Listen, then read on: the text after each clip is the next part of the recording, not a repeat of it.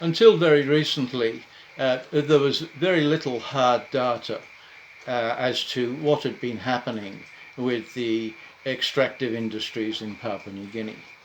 But a project was put together, funded by George Soros, called the Extractive Industries Transparency Initiative. And that's been running for several years and has now produced two reports. And we're beginning to see some hard data on the way in which the extractive industries affect Papua New Guinea. On the 2nd of August 2019, the Papua New Guinea Extractive Industries Transparency Initiative reported on its Facebook page, a recent study found that the Papua New Guinea government is not receiving its share of resource benefits and recommended that the Papua New Guinea government broaden its economic base in order to increase its bargaining power in current and future extractive projects. I mean, the experts look at the impact and basically they say, we shouldn't be doing this, we should be moving away from it. Does the government of Papua New Guinea get its fair share from the resources sector? Well, the Institute of National Affairs, Papua New Guinea business think tank, hired some economists, Associate Professor Martin Davis of the University of Washington and Lee, and Dr. Marcel Schroeder, economics lecturer at the Lebanese American University. Both researchers were also guest lecturers at the University of Papua New Guinea and the Institute of National Affairs. And they based their work on the Papua New Guinea Extractive Industries Transparency Initiative data and a large set of resource-rich countries and their experiences over the years 2006 to 2017. And I'm quoting now. They found that the Papua New Guinea government take has declined substantially in recent years and seems low compared to other resource-rich countries. Open inverted commas. Salary and wage tax is the largest payment received. Papua New Guinea is the only country in our database of 50 countries where this is the case. Corporate income tax and royalties seem unusually low, said Dr. Marcel Schroeder. The study provided potential fiscal regime recommendations, open inverted commas. Papua New Guinea therefore needs to avoid deals with multinational corporations that lead to extreme backload of fiscal take, close inverted commas. Translated into English, only deal with those businesses and products that actually bring in money, meaning the extractive industries don't actually bring the money in. Quod demonstrandum, past policy, monumentally stupid.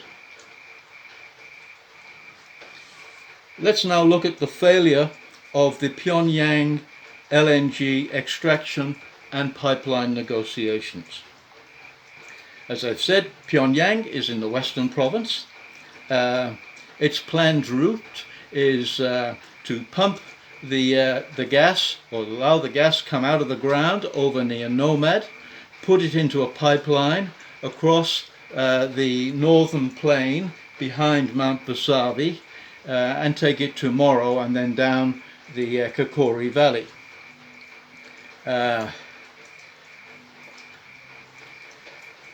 Our source for what went on in the negotiations is certainly not the government of Papua New Guinea or ExxonMobil.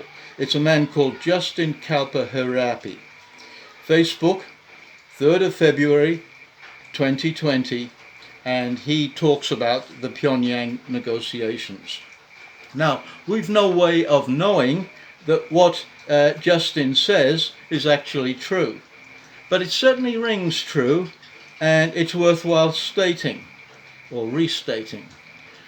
to put it another way, if it's not true, let those who know the truth come forward and tell the truth.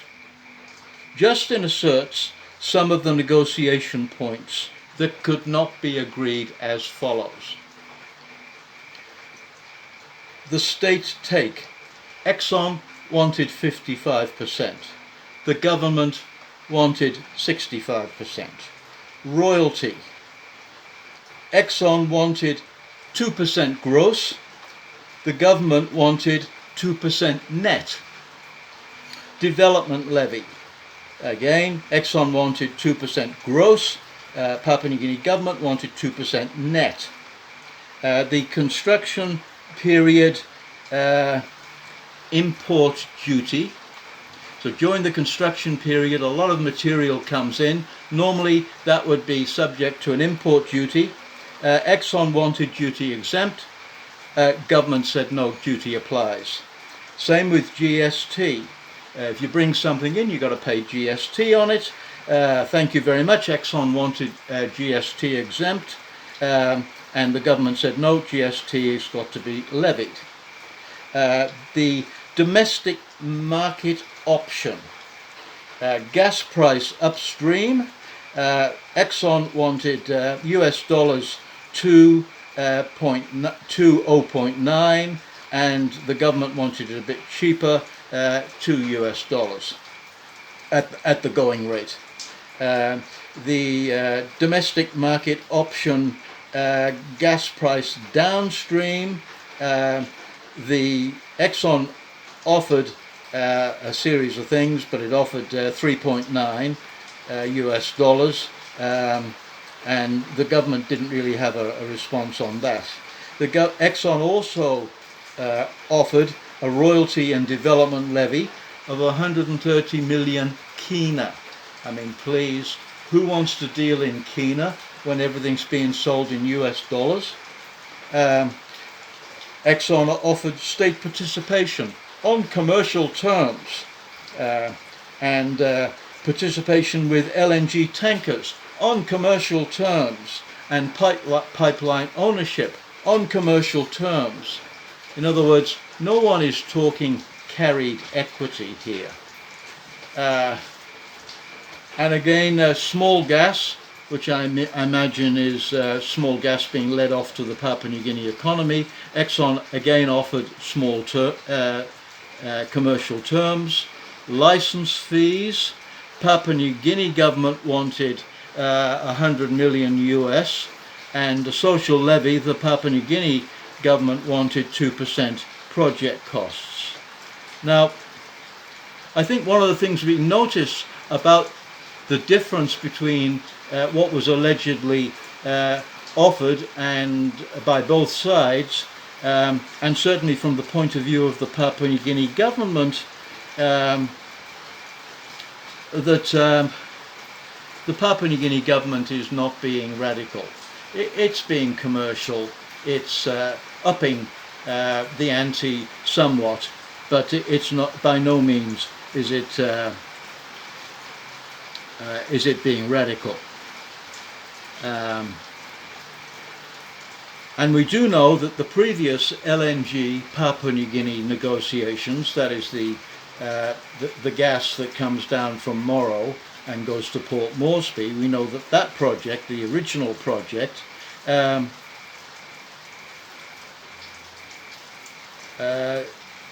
the import duty and the GST during the construction phase was wiped, so that all the material came in duty-free.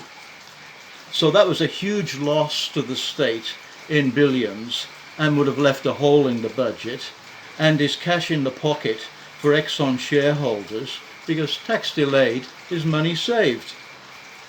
This is why the Papua New Guinea taxpayer, over the past 10 years or so, carries the burden, and why Exxon does not appear to pay its share of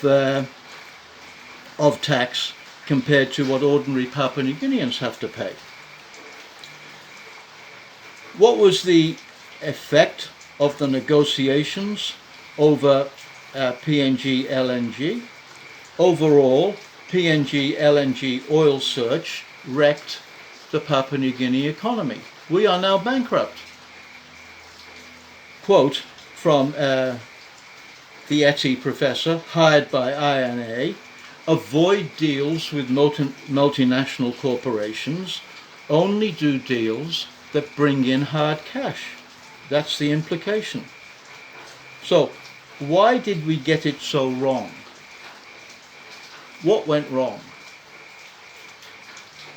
Well, the inducement of ExxonMobil and Oil Search through the social and economic impact assessment in 2014 seems to have captured everybody. And certainly I would admit, when I looked at it, it looked pretty good. The economic impact assessment said the project would double the GDP and over 30 years add 114 billion kina revenue increase to the state. That being so, and we took the documents on their face value, this was a deal that could not be passed up.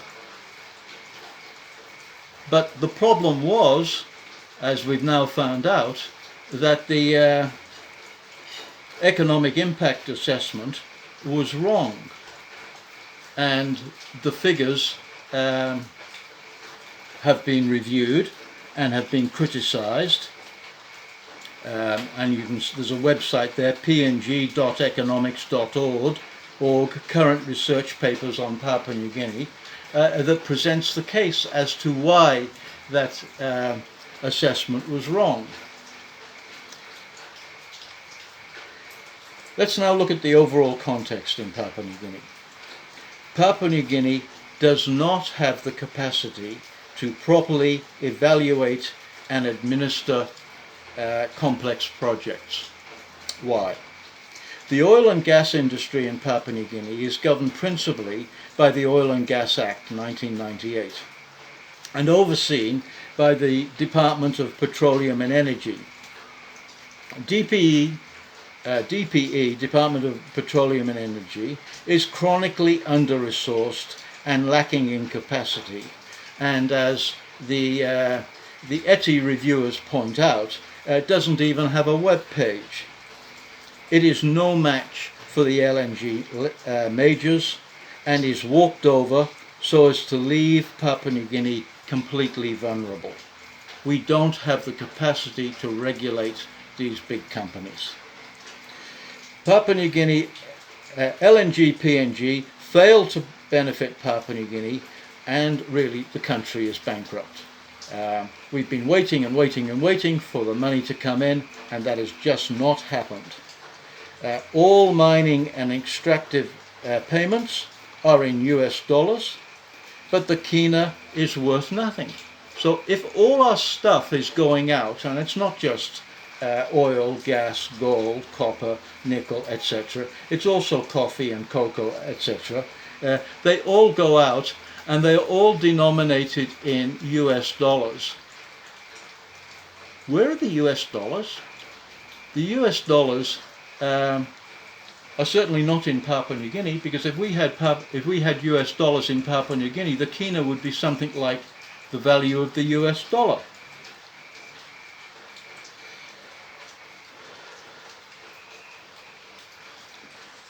Within the setup of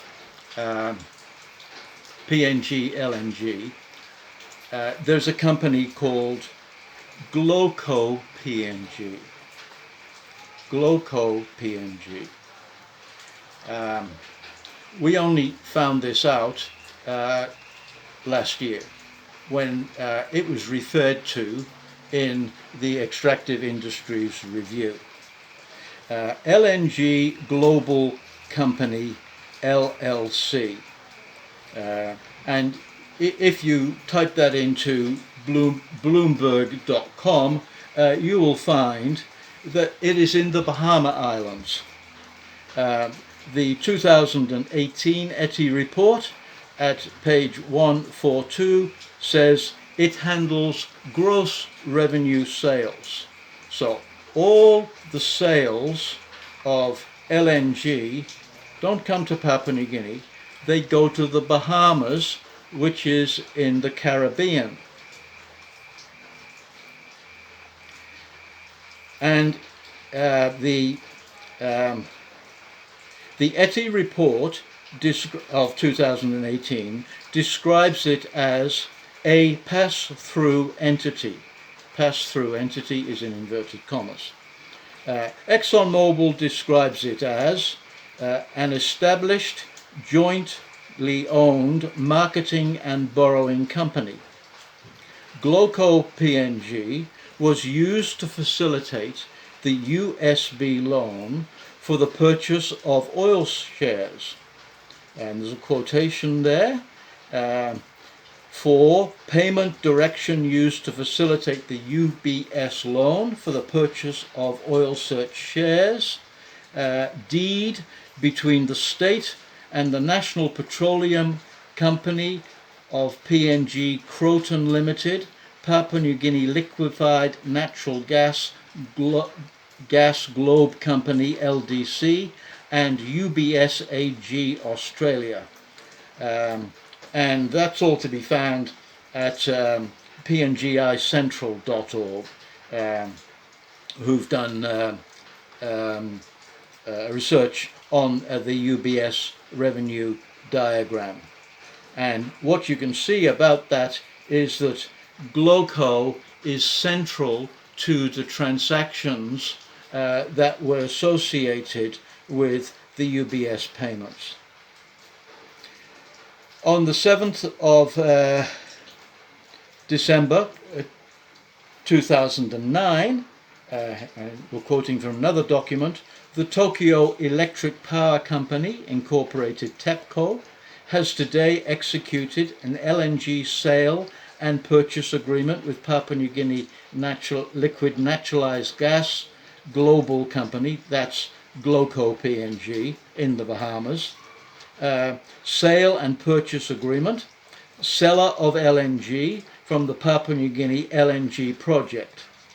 Under the agreement, TEPCO, that's the Japanese, will purchase approximately 1.8 million tons of LNG per year for 20 years starting from 1314. The PNG LNG project will have an annual supply capacity of approximately 6.6 million tons of LNG. Participating interests, this is in this transaction of selling the gas to the Japanese. The participating interests are ExxonMobil through various affiliates, including Esso Highlands Limited as operator, 41.9%, Oil Search 34%, Santos 17.7%, Nippon Oil 5.4%, Mineral Resources Development Company 1.2%, and Petromin PNG Holdings Limited 0.2%.